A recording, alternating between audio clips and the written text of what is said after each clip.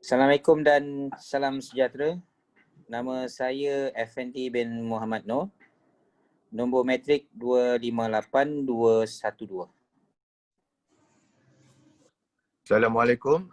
Nama saya Muhammad Muzri bin Muhammad Kamal.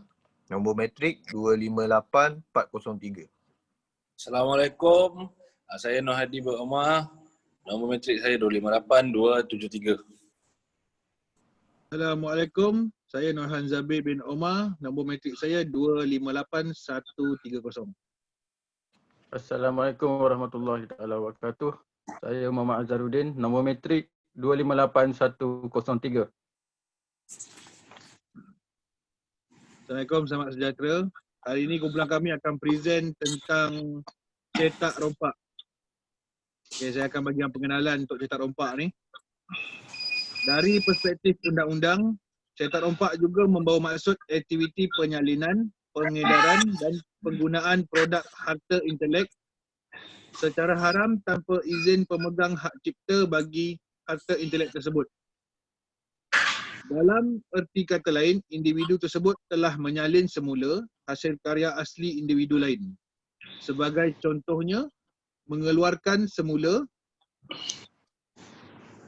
atau menjalankan karya yang dihak cipta atau menghasilkan karya baru berasaskan karya yang dihak cipta. Hak cipta merupakan harta intelektual yang wujud dalam berbagai-bagai jenis karya kreatif. Hasil kerja intelektual, hasil kerja berseni, termasuklah karya muzik, filem, drama, rakaman, audio dan sebagainya.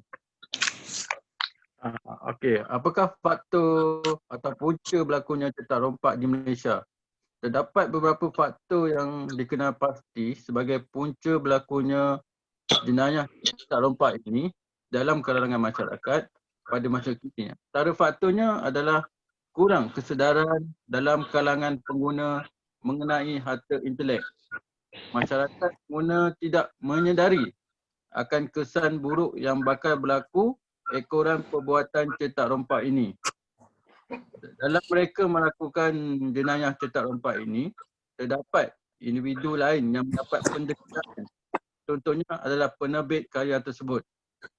Faktor kedua iaitu harga murah, di mana pengguna yang sentiasa menginginkan barangan murah tanpa mengambil kira barangan tersebut tulen ataupun palsu.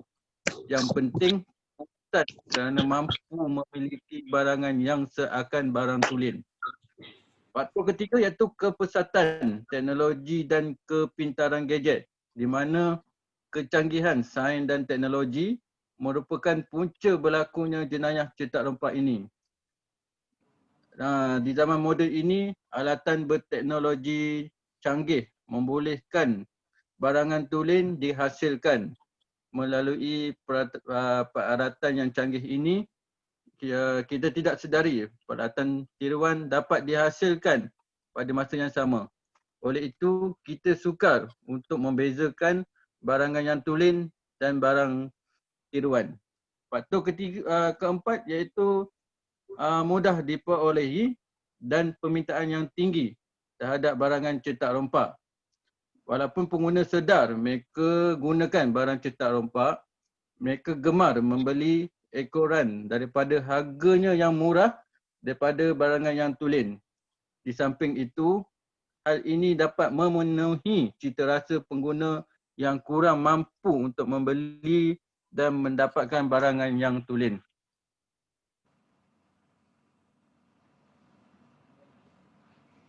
Okey. Seterusnya, impak dan kesan kegiatan cetak rompak ini pada beberapa industri. Yang pertama, ia merugikan pihak pengeluar. Impak atau kesan negatif yang paling ketara dalam masalah ini ialah syarikat rakaman video dan lagu kaset yang sah. Dan seterusnya, impak kepada artis seni suara dan seni lakon tidak dapat menikmati hasil penat lelah mereka setelah bekerja keras untuk menghasilkan sebuah karya yang original atau tulen. Yang kedua, siri televisyen dan industri seni tempatan juga terjejas. Statistik di Malaysia menunjukkan jumlah tontonan di 5 laman web sah utama Malaysia mencatatkan 21.9 juta tontonan berbanding 71.4 juta tontonan di laman web haram. Industri perfilman negara berhadapan masalah cetak rompak digital apabila beberapa filem dilaporkan menjadi mangsa rakaman secara haram yang dimuat naik di media sosial secara langsung sehingga menjejaskan kutipan. Impak yang ketiga ialah ekonomi. Ekonomi kita akan terjejas. Okay. Kesan negatif dari cetak rompak perisian adalah bahawa ia benar-benar boleh memperlahankan kadar pertumbuhan ekonomi negara. Yang kedua, pertumbuhan ekonomi semakin perlahan dan tidak konsisten kerana jumlah pemaju perisian yang memasuki pasaran mula menurun. Okey, apabila ada masalah, kerajaan telah buat undang-undang. Okey, undang-undang berkaitan masalah cetak rompak di Malaysia. Okey, Akta Hak Cipta 1987 adalah satu akta bagi membuat peruntukan yang lebih baik dalam undang-undang berhubung dengan hak cipta. Okey, dia ada beberapa seksyen Seksyen 7 bracket 1 Akta Hak Cipta 1987, Seksyen 7 bracket 3A, B, bracket B Akta Hak Cipta 1987, Seksyen 13 bracket 1 Akta Hak Cipta 1987, Seksyen 36 bracket 1 Akta Hak Cipta 1987 dan Seksyen 41 bracket 1 Akta Hak Cipta 1987. Ini semua berkaitan dengan yang orang-orang yang kira buat cetak rompak ni. Lepas tu kuasa tambahan. Kerajaan telah buat satu kuasa tambahan untuk memeteras cetak rompak cakra optik ini. Turut diberi menerusi Akta Cakra Optik 2000 pada tahun 2000 lah. Seksyen 32 Akta Cakra Optik ada kat situ dan Seksyen 33 Akta Cakra Optik 2000 tahun 2000. Okey, Akta Hak Cipta 1987 ni merupakan satu akta yang bersifat prosedural. Tindakan sivil boleh diambil oleh pemilik karya. Tindakan jenayah juga boleh dikenakan ke atas suspek yang melakukan kesalahan di bawah Akta Hak Cipta 1987 ni. Okey, seksyen-seksyennya ialah yang boleh dikenakan. Seksyen 41 Akta Hak Cipta 1987, Seksyen 41 bracket 3 Akta Hak Cipta 1987, Seksyen 50A Akta Hak Cipta 1987, pindaan pada tahun 2003, Seksyen 41 Akta Hak Cipta 1987, Seksyen 48 Akta Hak Cipta 1987, Seksyen 52 dan Seksyen 43 Akta Hak Cipta 1987 penalti lebih am. Okey. Jadi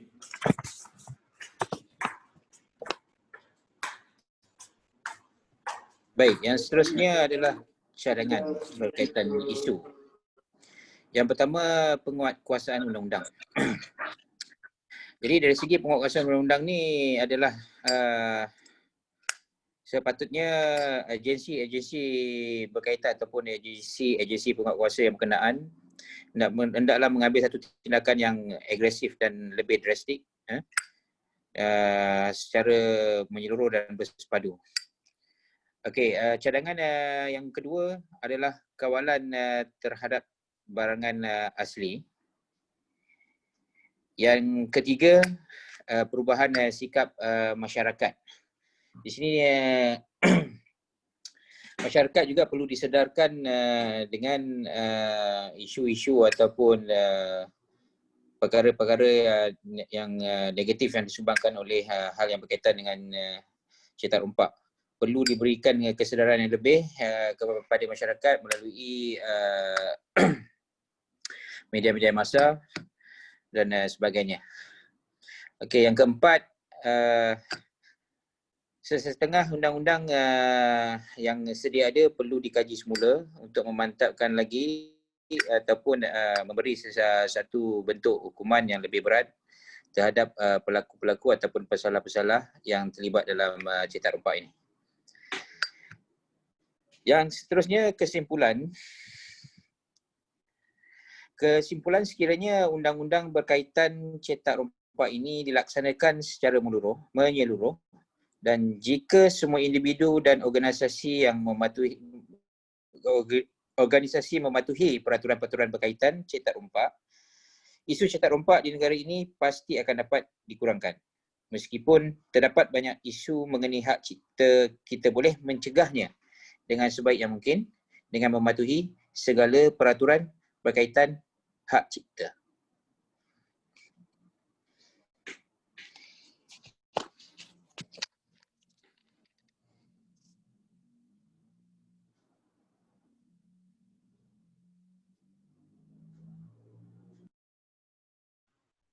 Okey.